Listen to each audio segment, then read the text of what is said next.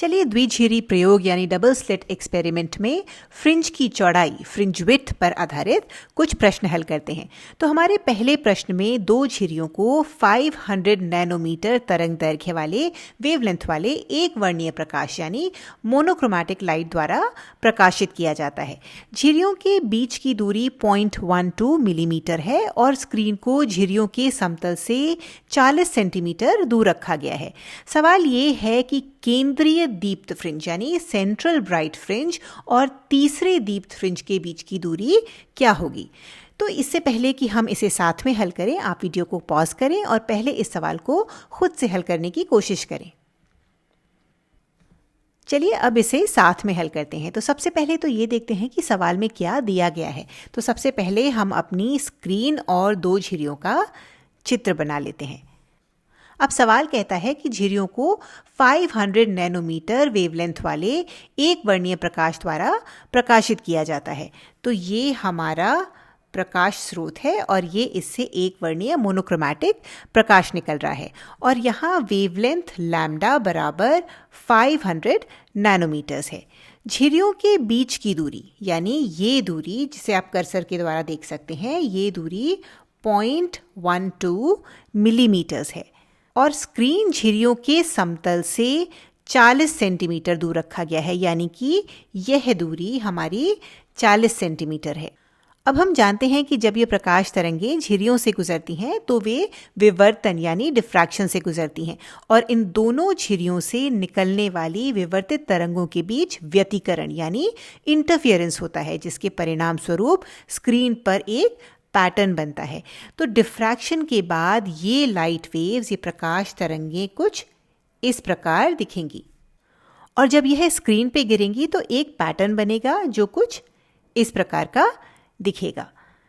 तो जब इन तरंगों के बीच संपोषी व्यतिकरण यानी कंस्ट्रक्टिव इंटरफियरेंस होता है तो वहां पर दीप्त फ्रिंज ब्राइट फ्रिंजेस बनती हैं और जब इन तरंगों के बीच विनाशी व्यतिकरण यानी डिस्ट्रक्टिव इंटरफेरेंस होता है तो वहां अदीप्त फ्रिंज यानी डार्क फ्रिंजेस बनती हैं। फ्रिंज की चौड़ाई यानी फ्रिंज विड्थ वह दूरी है जो एक दीप्त फ्रिंज से, एक ब्राइट फ्रिंज से उसकी अगली ब्राइट फ्रिंज के बीच होती है। इसे हम बीटा के द्वारा दर्शा सकते हैं। तो यह दूरी फ्रिंज विड्थ है, इसे बीटा के द्वारा दर्शाया जा सकता है। ये यहाँ केंद्रीय दीप्त फ्रिंज से इसके अगले दीप्त फ्रिंज तक की दूरी है। अब ये हमारा दूसरा दीप्त फ्रिंज है तो यह दूरी भी बीटा होगी और ऐसे ही ये दूरी भी हमारी बीटा होगी। ये हमारे दूसरे और तीसरे दीप्त फ्रिंज की, तीसरे ब्राइट फ्रिंज के बीच की दूरी है।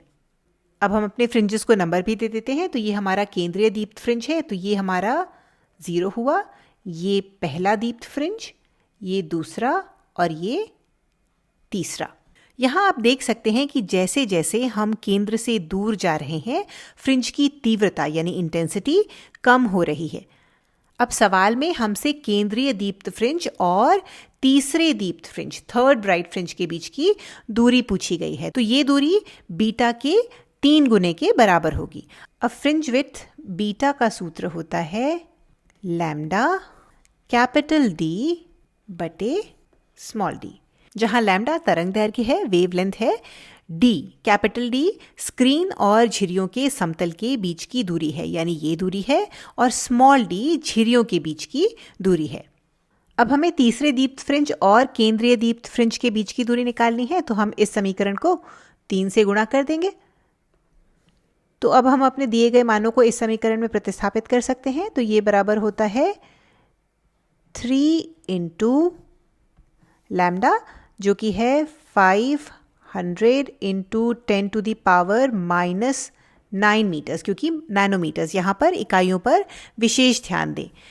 इसको हमें गुणा करना है 40 सेंटीमीटर यानी 40 into 10 to the power -2 metres और इसे हमें विभाजित करना है 0.12 मिलीमीटर से यानी कि 0.12 into 10 to the power -3 metres और इसे हल करने पर हमें मिलता है 0.005 मीटर्स, लेकिन यहाँ हमसे उत्तर मिलीमीटर्स में पूछा गया है, तो जब हम इसे मिलीमीटर्स में बदलते हैं तो हमें मिलता है 5 मिलीमीटर्स। तो केंद्रीय दीप्त फ्रिंज से, सेंट्रल ब्राइट फ्रिंज से तीसरे दीप्त फ्रिंज के बीच की दूरी 5 मिलीमीटर्स है। चलिए अब अपने दूसरे सवाल पर चलते हैं। तो इसमें 620 नैनोमीटर्स वेवलेंथ के एक वर्णीय यानी मोनोक्रोमैटिक प्रकाश को दो झिर्रियों पर डाला जाता है जो एक दूसरे से 0.5 मिलीमीटर की दूरी पर स्थित हैं। और सवाल ये है कि स्क्रीन को झिर्रियों के समतल से कितनी दूरी पर रखा जाना चाहिए ताकि प्राप्त होने वाले फ्रिंज की चौड़ाई 1.2 मिलीमीटर्स हो। तो पहले की ही तरह वीडियो को पॉज करें और पहले इसे खुद से हल करने की कोशिश करें। चलिए, आशा है कि आपने प्रयास किया होगा। तो ये प्रश्न भी बहुत कुछ हमारे पहले प्रश्न के समान ही है, लेकिन इसमें हमें दूसरी चीज़ का मान ज्ञात करना है। तो अब देखते हैं कि सवाल में हमें क्या जानकारी दी गई है। हमें तरंग दैर्घ्य यानी वेवलेंथ दी गई है जो कि 620 नैनोमीटर्स है। तो ये लैम्डा है। हमें झिर्रियों के बीच की दूरी 0.5 मिलीमीटर दी गई है, ये स्मॉल डी है। हमें यहाँ पर कैपिटल डी यानी कि झिर्रियों के तल से पर्दे के बीच की दूरी, स्क्रीन के बीच की दूरी ज्ञात करनी है। साथ ही हमें दिया गया है कि फ्रिंज की चौड़ाई यानी कि बीटा 1.2 मिलीमीटर है। तो सबसे पहले तो हम अपना सेटअप बना लेते हैं। तो ये स्क्रीन है, ये हमारी स्लिट है और ये हमारा प्रकाश स्रोत है। तो प्रकाश की किरणें जब इन झिर्रियों पर पड़ती हैं तो तरंगों के बीच डिफ्रैक्शन यानी विवर्तन होता है। उसके बाद इन झिर्रियों से निकलने वाली तरंगों के बीच संपोषी या विनाशी व्यतिकरण यानी कंस्ट्रक्टिव या डिस्ट्रक्टिव इंटरफेरेंस हो सकता है, जिसके कारण स्क्रीन पर हमें फ्रिंज पैटर्न मिलता है जो कुछ इस प्रकार का दिखता है। हमें ज्ञात है कि झिर्रियों के बीच की दूरी 0.5 मिलीमीटर है और हमें यह दूरी कैपिटल डी ज्ञात करनी है। हमें इस प्रकाश की वेवलेंथ भी पता है जो कि 620 नैनोमीटर्स है। इसके साथ ही हमें दो ब्राइट फ्रिंजेस के बीच की दूरी बीटा भी दी गई है, ये बराबर है 1.2 mm के। तो चलिए फिर से फ्रिंज की चौड़ाई के सूत्र बीटा बराबर लैम्डा कैपिटल डी बटे स्मॉल डी का उपयोग करते हैं। तो इस कैपिटल डी की गणना करने के लिए हम अपने सूत्र को पुनर्व्यवस्थित कर लेते हैं।